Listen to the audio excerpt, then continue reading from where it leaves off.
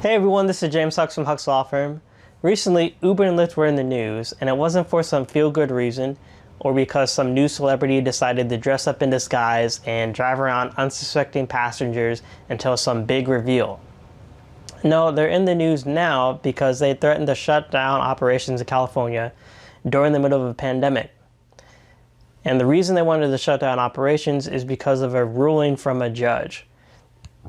In the judge's decision, he said that Uber and Lyft had been misclassifying drivers as independent contractors when they should have been classified as employees this entire time based on a law that was enacted in California earlier this year.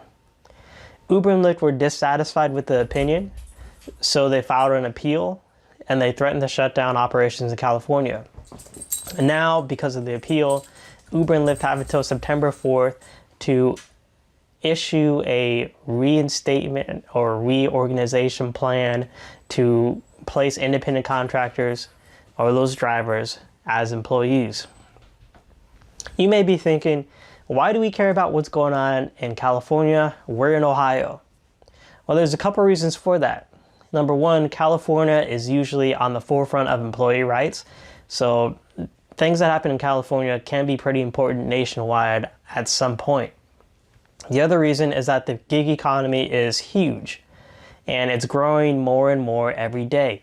It includes services like Lyft and Uber, obviously, but also the Grubhubs, DoorDash, Instacart, those type of services. And you'd be hard pressed to find somebody who doesn't know at least one person who has either worked in the gig economy at some point in time, has thought about working in the gig economy, or gets all of their income from the gig economy.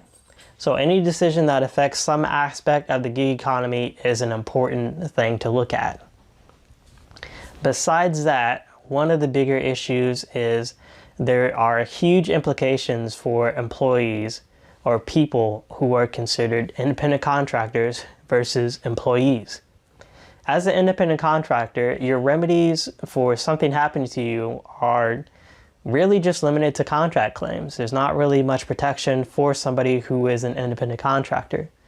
But if you're considered an employee, then you get all those different protections from race discrimination, gender discrimination, sexual harassment claims, those type of things that currently are not afforded to drivers or workers in the gig economy because of their independent contractor status.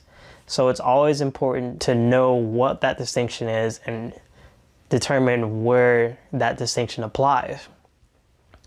So to decide whether or not somebody is an independent contractor or an employee, you'll see different factor tests, not just depending on where state you're in, but also depending on what administrative agency you're in within a state or what particular claims you might have within a state. So it can be really confusing for somebody to understand if you're not well versed in it. The one key thing to remember though is that to look at your control. How much does the company control your actions? And the big thing that we see a lot is the company making a schedule. If your company is making your schedule for you and telling you when you need to come into work, it's a good chance you could be an employee instead of an independent contractor.